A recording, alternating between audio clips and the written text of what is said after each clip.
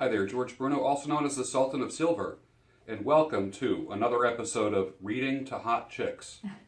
Only kidding. All right, I like that. In September, I shared the stage with Tanner Guzy, and we did a podcast together.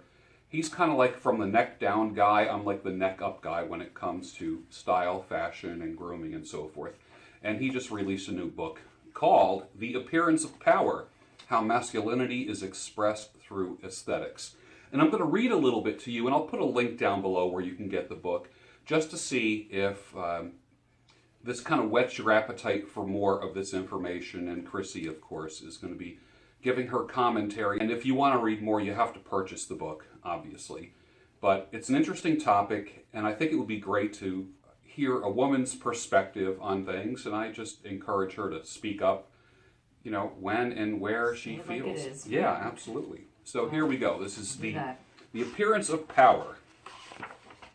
Attempt to fit in and not draw attention to themselves, and others use their clothing to show their disdain for the social norms around them. Regardless of what your intentions are, your clothing says something about you. And no, this doesn't apply just to you, but to every man who has ever interacted with another human being. From the ancient shaman to the Wall Street banker, the Pope, or to the gutter punk. I never heard that before, but that's interesting, a gutter punk. All men use clothing and appearance to tell the world who we are, which means it's worthwhile for you to understand how to use this tool effectively. This book is not for the guy who's simply looking for an outfit that will help him get laid, nor is it for the man who wants to know the one perfect thing he can wear to nail his job. Power has an appearance, and appearance has power. Ideally, those two would line up together and the world would be full of good, masculine men who dress and look like good, masculine men. But all too often, reality is something different. There are good men and strong leaders out there who dress and look like children or bums. There are awful lazy men who dress in a way that hides their vices from those around them and makes them appear better than they truly are. In an attempt to correct these disparities, our current culture tries to rob both appearance of its power and the power of its appearance. To say that the way a person dresses or looks doesn't, or at least shouldn't matter. We're given platitudes like, don't judge a book by its cover, and there's often a cultural rush to prove ourselves as non-judgmental as we can.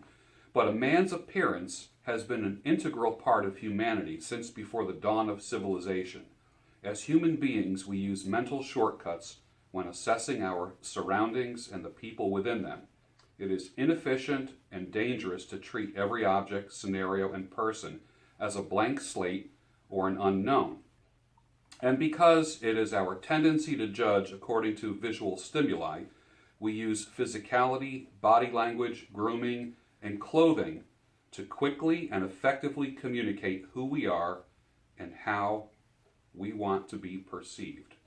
What are your thoughts on that? Being in the image industry, and you've spent all day helping people look beautiful, what are some of your thoughts on that? Well, I agree. I mean, back in the day when I used to date, dudes were dudes. You know, that tattoos, you didn't see women really having tattoos on their bodies like you do today. That was strictly for men.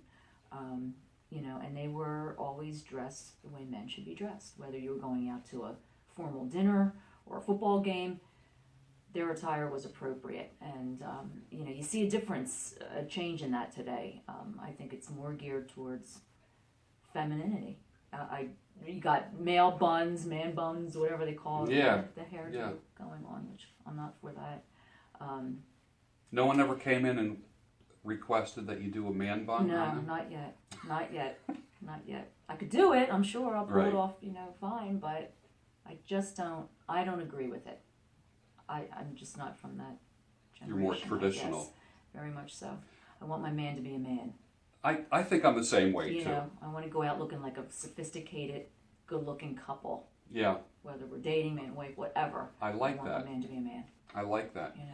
How about as far as like employees are concerned? You know, you and I have been in the beauty industry for a long time, and we've seen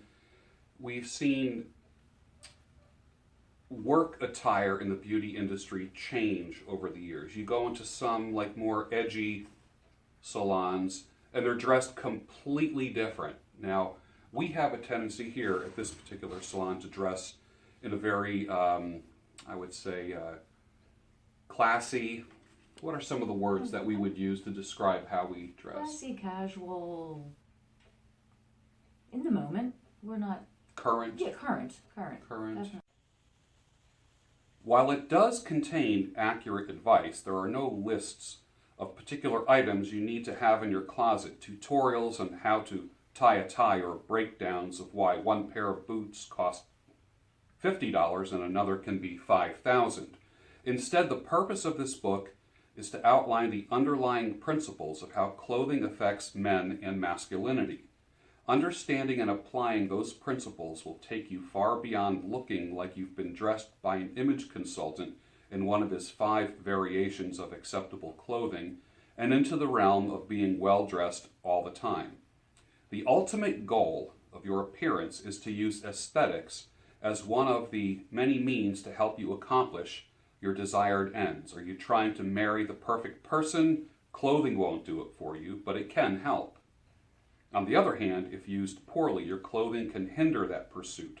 What about establishing yourself within your career, getting in better shape, making better friends, or any other improvements most of us are interested in? Clothing doesn't do all the heavy lifting. That's still up to you, but it can supplement or counter your other efforts to make yourself a better man.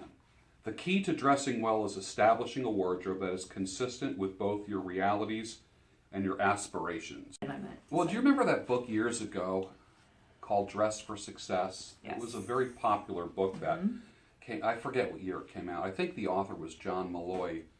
And there are several editions, and when I look at the book now, I think I have a copy of the book in my library. I mean, the ties were like this wide, and because you could tell it was kind of old. This reminds me of like the updated version of Dress for Success, but if I could subtitle this book, it might be Dress for Effectiveness, Dress for Character, Dress for Impact. I remember Tanner speaking on stage, and he talked about a lot of guys. He took a poll of like who dresses for success or dresses for comfort. And I'm like, I do, because I'm just, throw on like the sweatpants and like the, the slip-on sneakers and the flannel shirt, stuff that really does not match or anything like that, just to be comfortable. And every now and then I'll like venture out, like, people talk about, people like talk about the people that go to a certain department store, and that real popular one that starts with a W, we won't say the name of it, and they're famous for people going there in their PJs or like onesies, like adult onesies, the zip-up onesies, and you just look at them and you go, really? I see young kids all the time in Wawa, drugstores, Walmart, in pajama pants and slippers that have the, sort of indoor-outdoor soles on them, which they take it literally. They wear them out. Yeah. When they're really supposed to be worn only in. Yeah. And that's a hot button. Put pants on. So when something says indoor-outdoor, the outdoor part is just really to go out and get the mail. Outdoors of your home, like in your own private not area. go out. Not like a night on the town. No. No pajama pants? Oh my God. Did you ever see that?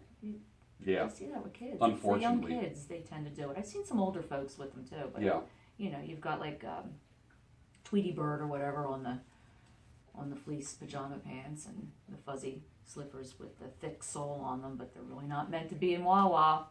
If you ever see me doing that, I'll take care of it. Please take care of that. Okay. I'll strip them right off you. Do that, please. They will be in the big trash. mallet on the head or something. Absolutely. Knock me out first. Like the video, subscribe to the channel, share it with someone who you think would appreciate it. This is George Bruno and Guzy. signing out. Bye.